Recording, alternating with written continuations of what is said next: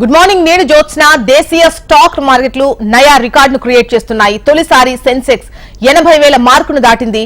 24,200 పాయింట్ల దగ్గర Nifty trade అవుతోంది. 550 పాయింట్లకు పైగా లాభంలో సెన్సెక్స్ దూసుకుపోతోంది.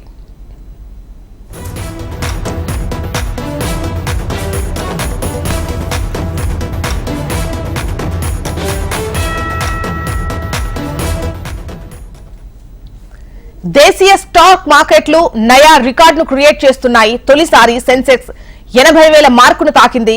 24,200 పాయింట్ల దగ్గర అటు నిఫ్టీ ట్రేడ్ అవుతోంది. 550 పాయింట్లకు పైగా లాభంలో సెన్సెక్స్ దూసుకుపోతోంది.